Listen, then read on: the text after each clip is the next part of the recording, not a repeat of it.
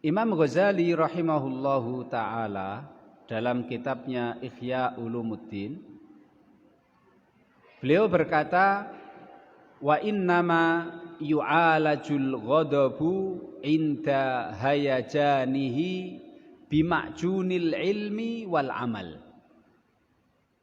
Sesungguhnya amarah ini ketika akan bangkit, ketika akan meluap, maka bisa diobati agar bisa kita menahannya. Di mana obat itu adalah campuran ramuan antara ilmu dan amal. Berarti ada obat ilmu dan obat amal. Yang pertama adalah obat ilmu, adanya di hati. Yang kedua adalah obat amal yang kita lakukan dengan anggota badan kita. Adapun obat yang pertama yaitu obat ilmu yang dilakukan oleh hati kita, itu ada 6 perkara.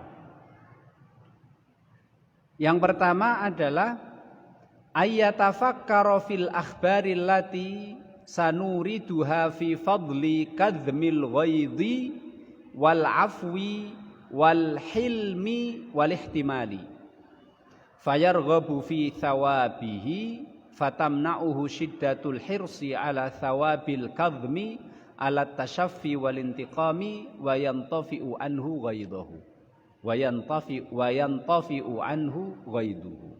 Artinya begini, ketika kita marah, sebelum amarah itu memuncak, sebaiknya kita memikirkan, Pak, dan mengingat ya, keutamaan-keutamaan dan pahala-pahala yang akan Allah Subhanahu wa taala berikan, baik dalam Al-Qur'an maupun dalam hadis yang telah disampaikan oleh Nabi Agung Muhammad sallallahu alaihi wasallam. Ketika kita teringat seperti itu dalam hati kita, maka insya Allah amarah kita bisa kita tahan. Karena kita mengharap keutamaan pahala yang disebutkan oleh Allah dan juga disebutkan oleh Nabi Agung Muhammad sallallahu alaihi wasallam. Ya, kemarin sudah kita sampaikan ya. Termasuk sifatnya orang yang bertakwa itu kan wal kadhiminal ghaidha wal afina 'anil nas. Termasuk juga Rasul juga bersabda, sesungguhnya orang yang kuat itu bukan kuat gulatnya, adu kekuatan fisiknya, enggak. Innamas syadidu ya, sesungguhnya orang yang kuat itu adalah ketika marah dia mampu menahan amarahnya. Itulah orang yang kuat sebetulnya. Kemudian juga hadis yang kita pelajari ini, kalau kita mampu menahan amarah kita, insya Allah Allah akan juga menahan siksanya dari ditimpakan kepada kita. Ya. Ini ada Bapak Ibu saya hormati beberapa contoh apa yang dilakukan oleh Khalifah Umar bin Khattab radhiyallahu anhu. Hadis diriwayatkan oleh Imam Bukhari dari sahabat Abdullah bin Abbas radhiyallahu anhu. Ketika Umar menjadi khalifah, salah satu dari penasehat Khalifah Umar adalah sahabat Nabi bernama Hur bin Qais. Lah Hur bin Qais ini termasuk penasehat-penasehat Khalifah Umar, Pak. Dan Khalifah Umar itu beliau mengangkat orang-orang menjadi penasehatnya itu bukan orang-orang yang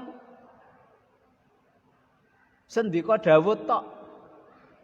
Yang penting cocok menyetujui apa yang menjadi keputusan dia, tidak.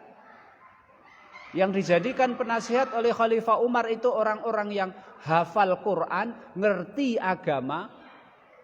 Ketika nanti dia ingin menggulirkan atau punya kebijakan, mereka akan memberikan masukan. Apakah itu benar atau salah. Yang dipilih bukan penasihat yang pokoknya membenarkan apa yang diputuskan dan menjadi kebijakan, tidak. Dan Khalifah Umar berterima kasih kepada orang yang menunjukkan kesalahan dia, Pak. Terima kasih. Saya akan mengucapkan terima kasih kepada orang man ahda ilayya uyubi.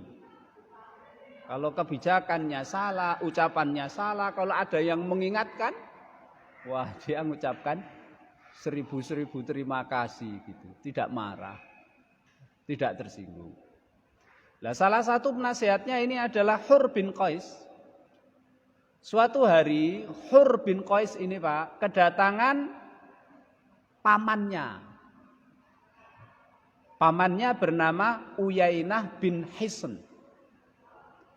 Uyainah bin Hisn datang ke Madinah dan Uyainah ini pengen ketemu khalifah.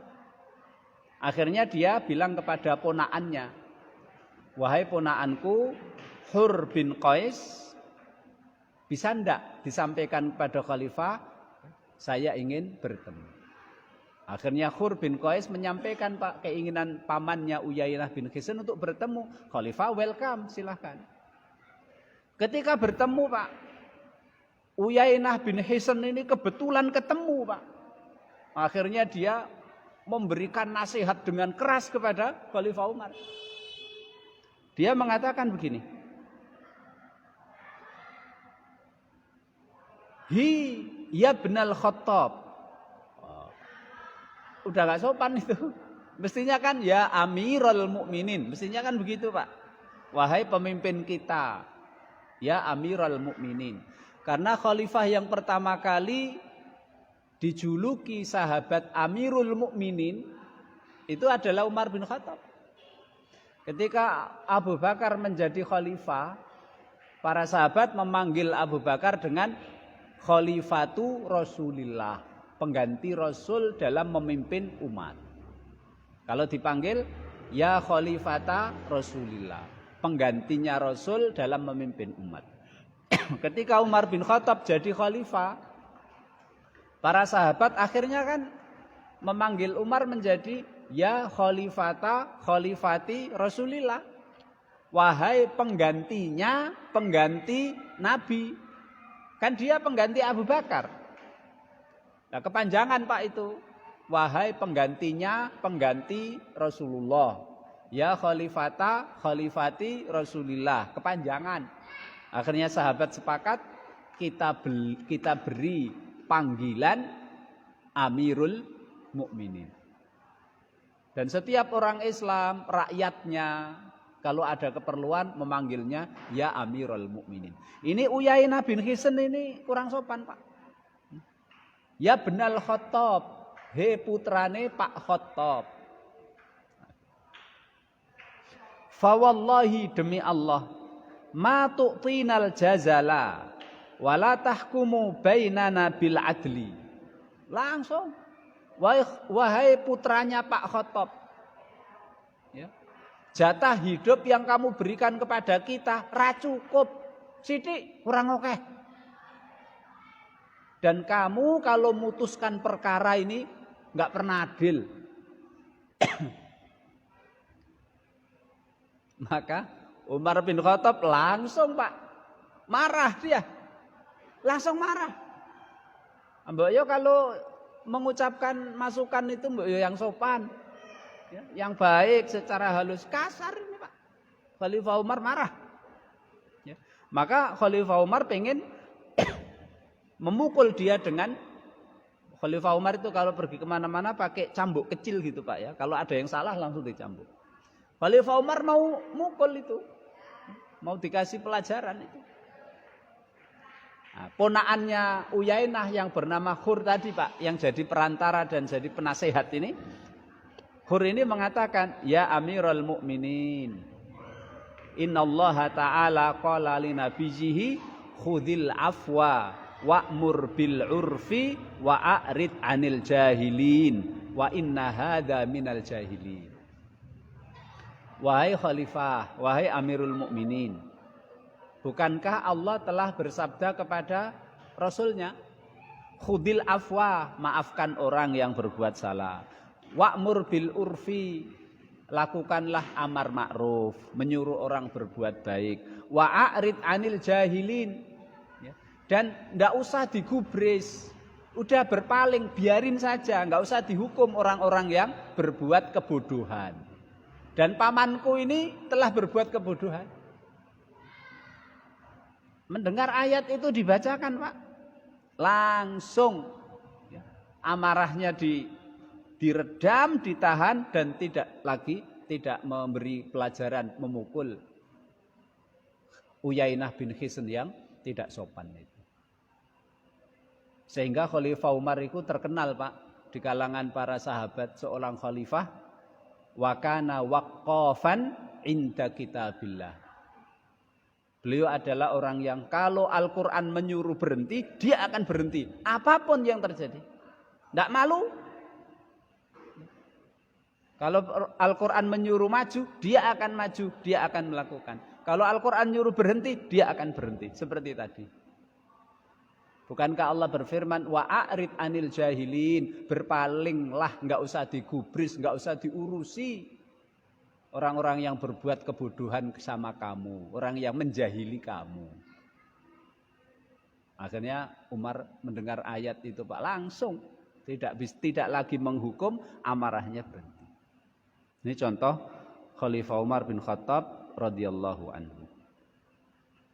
Kemudian yang kedua, Pak, obat hati yang kedua supaya amarah kita ini bisa tidak memuncak dan bisa kita tahan adalah ayyukhawwifa nafsahu biiqabillah wa huwa ayyaqula qudratullahi alayya a'dhamu min qudrati ala hadzal insan falau amdaitu ghadabi alaihi lam amanu an yumdiyallahu ghadabahu alayya yaumal qiyamah ahwaju ma akunu ilal afwi. Hendaklah dia harus menanamkan sebuah pemahaman dalam hatinya ketika dia marah. Apa itu? Ya. Bahwa Allah lebih mampu dari saya. Kemampuan Allah lebih agung, lebih besar. Tidak ada yang menghalangi daripada kemampuan saya. Seandainya saya mampu melampiaskan amarah saya, menghukum, memukuli, mencaci maki orang itu, saya harus ingat ya, kemampuan Allah jauh lebih agung, jauh lebih besar daripada saya. Kalau aku mampu melampiaskan kemampuanku, melampiaskan amarahku kepada orang itu, Allah lebih mampu melampiaskan marahnya Allah, murkanya Allah kepada saya besok di hari kiamat. Jadi itu yang kita pikir, Pak. Ketika kita mulai marah, itu nomor 2 itu yang kita pikir. Kalau aku mampu melampiaskan amarahku kepada dia, Allah lebih mampu kok. Allah, wallahu ala innallaha ala kulli syai'in qadir. Allah maha mampu atas segala-galanya. Allah mampu mewujudkan amarah dan murkanya dengan menyiksa saya besok di hari kiamat. Berarti ketika hari kiamat besok, kondisi Allah mampu mewujudkan amarah dan murkanya dengan menyiksa saya, besok di hari kiamat yang paling saya butuhkan adalah maaf dari Allah, ampunan dari Allah. Kalau begitu, saya tidak lampiaskan amarahku kepada itu, saya maafkan saja. Semoga besok di hari kiamat, ketika saat itu yang paling saya butuhkan adalah maaf dan ampunan dari Allah. Semoga Allah memberi maaf dan ampunan kepada saya. Ini ada sebuah hadis, Pak, ya. Diriwayatkan oleh Imam Abu Ya'la dalam musnadnya. Dan juga diriwayatkan oleh Imam Tabrani dalam Mu'jam Kabirnya dari seorang tabi'in yang bernama Abdurrahman bin Jud'an. Abdurrahman bin Jud'an meriwayatkan hadis ini dari neneknya dari Ummu Salamah, ibunda kita, salah satu istri Nabi Muhammad sallallahu alaihi wasallam. Ummu Salamah bercerita, Pak, Da'an Nabi sallallahu alaihi wasallam wasifatan lahu fa abta'at alaihi faqala laula makhafatul qaudi yaumal qiyamati la auja'tuki bihadas siwak. Rasulullah itu Pak, Ummu Salamah itu punya budak perempuan masih muda, masih remaja. Lah Rasulullah memanggil budaknya Ummu Salamah itu karena Rasulullah ingin menyuruh sesuatu begitu.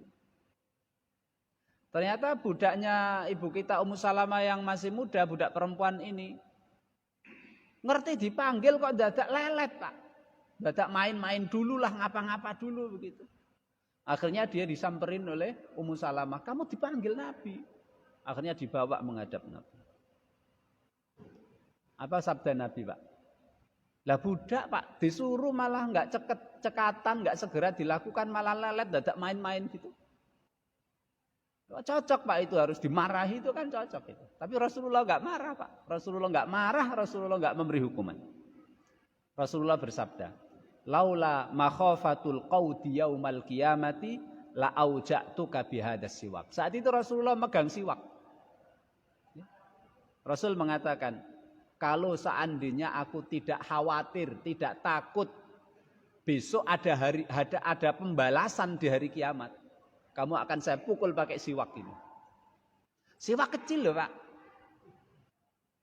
Bukan pentung gede Pak. Siwak kecil aja Rasulullah tidak berani mukul Pak. Lah siwak itu kan ora loro. Gitu. Kalau di jidat paling makduk kayak enggak loro siwak untuk siwak-siwakan itu. Tapi Rasulullah enggak mau Pak memukulkan siwak itu kepada budaknya Ummu Salamah itu. Kenapa? Laula makhafatul qaudi yaumal qiyamah. Aku takut. Rasulullah takut besok di hari kiamat akan ada hari pembalasan, ada kisos. Kalau dosa berkaitan dengan hak sesama manusia kan besok ada kisos. Saya takut. Padahal seandainya Rasul mukul pakai kisos juga ya mungkin pakai siwak itu ya ora loro Pak ya, wajar. Ya budak disuruh malah lelet, malah dolanan sik dan lain sebagainya. Dan mukulnya pakai siwak juga ora loro gitu. Tapi Rasulullah takut. Takut besok dihisab dan dikisos di hari kiamat. Nah, itu hadis diriwayatkan oleh Abu Ya'la dan Imam Tabrani. Meskipun hadis ini dinyatakan dhaif oleh Syekh Albani dalam kitab Silsilah Hadis Dhaifah. Ya. Tapi ada hadis yang sahih Pak, yang senada seperti ini. Yaitu hadis diriwayatkan oleh Imam Bukhari di dalam kitab Adabul Mufradnya. Ya. Seorang tabi'in yang bernama Abu Laila. Abu Laila cerita. Kharaja Salmanu fa idza ala fudabatihi yatasaqatu minal ari. Faqala li khadimihi laula anni akhaful qisasa la auja'tuka. Mirip seperti peristiwa tadi. Sahabat Salman Al-Farisi punya budak laki-laki masih muda. Suatu hari Salman ini Pak melihat ya, rumput makanan hewan kudanya, hewan kendaraannya, rumputnya itu berserakan gitu. Maka Salman selaku majikan, ini bukan pembantu loh Pak ini budak loh. Kalau pembantu itu kan orang merdeka, kalau budak itu kan dirinya budak itu kan miliknya majikannya. Majikan itu boleh jual budak, boleh memberikan budak kepada orang, boleh menyewakan budak untuk kerjaan-kerjaan apa gitu. Boleh nyuruh budak kamu kerja, nanti sekian dari penghasilanmu untuk saya. Boleh. Wong suruh kerja semuanya terus hasilnya semuanya milik majikannya aja boleh, wong itu hidupnya milik majikan. Jadi ngasih makanan kendaraan kudanya, hewan kudanya itu sembarangan Pak. Kotor begitu di depan rumah, di dalam kandang itu kotor, tidak bersih. Marah Pak itu, sahabat Salman. Tapi alhamdulillah dia mampu menahan amarahnya dengan mengatakan, laula anni akhaful qisas la auja'tuka. Kalau bukan karena aku takut besok ada pembalasan di hari kiamat, tak pukul kamu. Jadi sahabat Salman enggak berani mukul karena takut besok di hari kiamat ada kisos, ada pembalasan, saling kisos, saling membalas. Nah ini Bapak Ibu hormati, ini adalah yang kedua. Ya. Kemudian ini cerita Bani Israel Pak ya. Kalau cerita Bani Israel ceritanya orang-orang Yahudi, orang-orang Nasrani. Kalau cerita itu kan sikap kita umatnya Nabi Muhammad. Kalau cerita itu bertentangan dengan syariat Nabi Muhammad, tidak boleh kita percaya. Kalau cerita Bani Israel, orang Yahudi, orang Nasrani, ceritanya kok cocok dengan ajaran Islam, kita percaya. Tapi kalau ceritanya cerita itu tidak bertentangan dengan syariat Islam dan juga tidak diakui oleh syariat Islam, ya kita juga tidak percaya dan juga kita tidak mendustakan gitu Pak. Nah ini ada cerita dari Bani Israel. Dulu di zaman Bani Israel itu ada seorang raja Pak. Dia punya perdana menteri, punya penasehat. Penasehatnya orangnya bijaksana, ahli agama. Kalau raja itu marah Pak. Raja itu kalau marah kan gampang mau melampiaskan amarahnya. Nyuruh pasukannya, bunuh dia, gebuki dia, hukum dia, kan bisa. Jadi penasehat yang bijaksana, yang ahli agama ini Pak. Kalau melihat rajanya marah, rajanya dikasih catatan. Dikasih lembaran. Supaya rajanya itu baca. Apa itu? Isi lembarannya Pak. Irhamil miskin, wahsyal mauta, wadhkuril akhirata. Kasihanilah orang-orang miskin. Takutlah mati. Dan ingatlah akhirat. 3 itu Pak. Kasihanilah orang miskin, takutlah kamu besok akan takutlah kematian. Kamu enggak akan hidup abadi di dunia, kamu akan mati, takutlah mati. Dan ingatlah akhirat. Akhirat kan hari pembalasan. Selalu begitu Pak. Kalau marah, monggo silakan dibaca Pak Raja. Raja baca.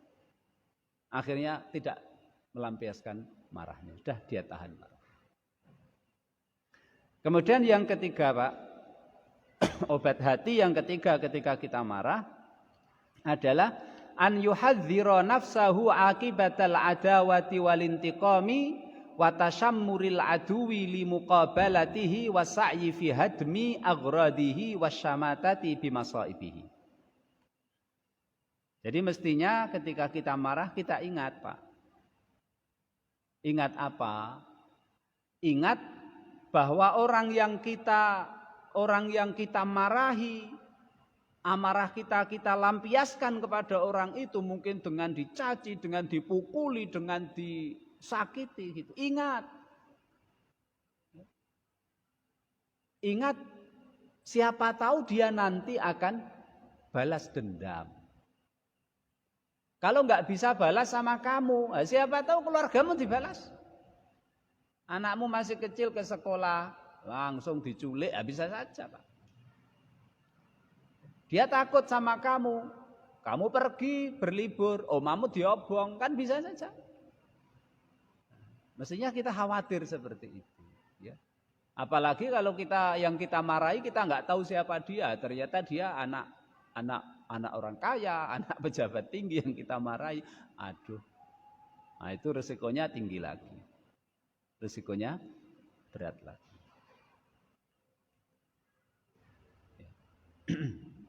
Dan juga Bapak Ibu hormati, siapa tahu yang kita marahi, pokoknya amarah kita lampiaskan sama orang itu, ternyata dia masih saudara sama kita. Ternyata besok entah zaman berubah dan lain sebagainya, ternyata yang kita marahi seneng dia sama anak saya. Repot kan Pak? Atau ternyata yang kita marahi itu ternyata besanan sama kita dulu, kan malu juga kita nanti. Nah itu, ya, mestinya kita juga harus berpikir seperti itu. Orang yang kita marahi selemah apapun, ya, siapa tahu dia dendam. Sekali lagi, kalau dia takut berhadapan sama kita, mungkin dia akan dendam, melampiaskan dendamnya kepada keluarga kita atau barang yang kita punya. Atau kalau dia tidak mampu melampiaskan karena dia lemah, dia lapor sama Allah, Pak. Ya Allah, aku dicaci padahal perbuatan kesalahanku enggak segitu ya Allah. Dia telah menyakiti aku lahir batin ya Allah, balaslah ya Allah. Sudah, kalau sudah seperti itu, nah sudah. Ittaqu da'watal madlum fa innahu laisa bainahu wa bainallahi hijab. Yang kita takutkan kan doanya orang yang dizalimi karena cespleng. Yang dizalimi orang fasik, orang fajir, orang kafir pun akan dikabulkan oleh Allah karena ini berkaitan dengan keadilan. Kemudian yang keempat, saya hormati, obat marah dalam hati kita, obat hati ketika kita marah, ayatafakkara fi kubhi suratihi indal ghadab. Bi an yatadzakkara surata ghairihi fi halatil ghadab, fayatafakkaru fi kubhil ghadab fi nafsihi wa musyabahati sahibihi lil kalbid dhari wasibail adi. Ketika kita marah, Pak, mau melampiaskan amarahnya, kita dianjurkan berpikir, Pak. Kira-kira aku ketika marah iki bentuk wajahku iki eleke kaya apa? Maka cocok, Pak, ya, kalau kita marah itu, Pak, sebelum kita mau melampiaskan amarah kita itu, Pak, langsung ke lemari yang ada cerminnya itu loh, Pak. Kemudian kita lihat diri kita ketika marah, wis elek tenan. Nah, jadi kita bayangkan. Atau kalau kita memang pemarah itu kemana-mana bawa cermin aja lah. Kalau kita mau marah, cermin. Nah, kita lihat muka kita di cermin itu. Jeleknya kayak apa kalau kita marah. Ya. Kemudian yang kelima, ya, yang kelima adalah an yatafakkara fis sababil ladzi yad'uhu ila lintiqam wa yamna'uhu min kadmil ghaidi wa ayyakuna lahu sababun mislu qaulil insani qauli syaitani lahu inna hadza yahmilu minka 'alal ajzi wa sigharin nafsi wa dhillati wal mahanati wa tasiru hakiran fi a'yunin nas. Ketika marah, ketika muncul kemarahan, langsung, Pak, ingat. Ini kira-kira apa sih yang membuat saya marah dan akan melampiaskan marah saya ini apa? Dipikir, Pak. Kemungkinan besar, Pak, kalau ada orang yang marah mau melampiaskan marahnya itu, kemungkinan besar itu adalah godaan setan. Setan akan menggoda. Terus gitu. Gebukono sisan, Mas. Ngopo kowe tidak kamu lampiaskan marahmu? Apa kata orang nanti kalau kamu enggak mukuli dia? Kamu nanti dianggap cemen sama orang. Kalau kamu maafkan dia, setannya kan nafsu kita kan begitu, Pak. Nafsu dan setan kita akan ayo, udah, ngapain kamu berhenti? Teruskan, pukuli dia, dia, umpat dia. Kalau kamu tidak memarahi dia, kamu tidak lampiaskan amarah dia, apa kata orang? Kamu dianggap cemen, kamu nggak berani sama dia, berarti kamu kecil, berarti.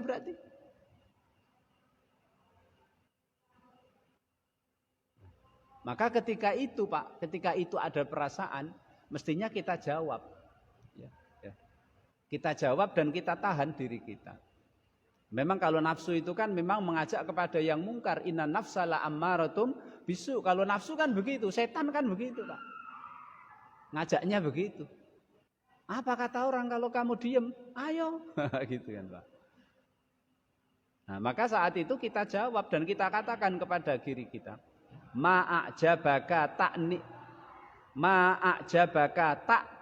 tak nafina minal ihtimalil an wala tak nafina min khizyi yaumil qiyamah.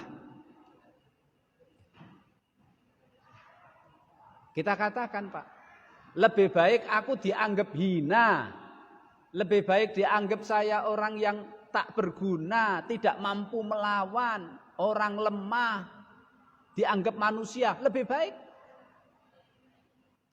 daripada aku nanti hina, dianggap hina oleh Allah Subhanahu wa taala besok di hari kiamat.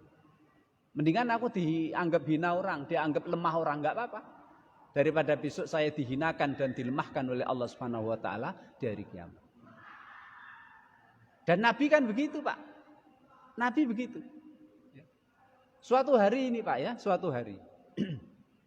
Orang kafir Quraisy di Mekah itu bilang kepada Nabi Muhammad, "Wahai Muhammad, kalau kamu itu memang nabi utusan Tuhan, buktikan mukjizatmu kepada kita." Apa itu? Rubahlah gunung Sofa jadi emas. Kalau kamu bisa merubah Sofa itu jadi emas, kita akan ikut sama kamu. Kita akan beriman kepada kamu. Rasul bersabda, Pak, kalau betul terjadi Sofa jadi emas, kamu akan beriman kepada saya? Ya. Akhirnya Rasulullah doa kepada Allah. Ya Allah, jadikanlah Bukit Sofa jadi emas, karena orang-orang kafir katanya berjanji akan mau beriman kepada saya. Jibril datang, Pak. Jibril datang. Jibril berkata, "Wahai Muhammad, sesungguhnya Tuhanmu menyampaikan titip salam kepadamu. Dan Tuhanmu memberi kamu satu dari dua pilihan. Silakan milih. Ya. Mengabulkan apa yang kamu pinta, Sofa akan diperubah oleh Allah jadi emas. Dan itu mudah bagi Allah. Tapi kalau itu sudah terjadi, siapapun yang melanggar janji alias tidak mau beriman kepadamu, langsung dimusnahkan oleh Tuhan. Atau kamu pilih, yang kamu minta itu, Sofa jadi emas, tidak dikabulkan oleh Allah. Tapi Allah memberi kesempatan, memberi tangguh, memberi waktu bagi orang-orang kafir, tidak langsung di bumi hanguskan. Orang kafir diberi waktu supaya mereka berpikir, melihat tanda-tanda kebesaran Allah, mendengar dakwamu, siapa tahu mereka beriman kepadamu. Nabi pilih yang mana, Pak? Kalau kita, Pak ya, kita kemungkinan kita milih yang pertama itu. Sudah ya Allah, jadikan Sofa itu emas. Dan nanti kalau ada yang tidak beriman, hancurkan sekalian. Kalau kita mungkin pilih itu, Pak. Tapi Rasul enggak. Rasul pilih enggak dijadikan emas, enggak apa-apa. Permohonan saya tidak dikabulkan Allah, enggak apa-apa. Resikonya apa, Pak? Resikonya mereka akhirnya lebih menghina Nabi Muhammad. Jarine Nabi, kita suruh merubah Sofa jadi emas, raiso. Akhirnya dihina oleh orang kafir, Pak. Tapi Rasulullah enggak apa-apa. Dihina oleh orang kafir enggak apa-apa. Yang tadinya ragu, semakin mendustakan dia, rapopo. Yang penting orang kafir diberi Allah tangguh, waktu tidak langsung dibinasakan. Waktu untuk berpikir, berenung, merenung, siapa tahu dengan berjalannya waktu mereka dapat hidayah dari Allah Subhanahu wa ta'ala. Rapopo, dihina di dunia, rapopo. Itulah Nabi Muhammad sallallahu alaihi wasallam. Rela berkorban demi manusia mendapatkan kebaikan. Bahkan orang kafir, Pak. Supaya orang kafir tetap diberi tangguh dan waktu oleh Allah supaya mereka berpikir, siapa tahu mereka beriman. Dan betul kan, Pak? Ketika Fathu Makkah banyak yang masuk Islam. Idza jaa nasrullahi wal fath wa ra'aitan nasa yadkhuluna fi dinillahi afwaja fasabbih bismi rabbika wastaghfir innahu kana tawwaba. Kemudian Bapak yang saya hormati, yang keenam, yang terakhir adalah ya, ayya'lama anna ghadabahu min ta'ajjubihi min jarayani syai'i ala wifqi muradillahi la ala wifqi muradihi. Fa kaifa yaqulu muradi aula min muradillah wa yushaku ayyakuna ghadabullahi alaihi a'dhamu min ghadabi. Ya. Kita marah itu kan ada sesuatu yang terjadi, sesuatu yang berlaku tidak seperti yang kita harapkan kan Pak, maka kita marah kan? Kita harus tahu Pak, apapun yang terjadi meskipun tidak sesuai dengan yang kita harapkan, itu terjadi sesuai dengan kehendak Allah Subhanahu wa taala. Sudah ditakdirkan oleh Allah, sudah dikehendaki oleh Allah Subhanahu wa taala. Ngapain kita marah sampai kita lampiaskan marah-marahnya, ngapain? Wong itu sudah terjadi, memang sudah sesuai dengan kehendak Allah Subhanahu wa taala. Ngapain kita marah?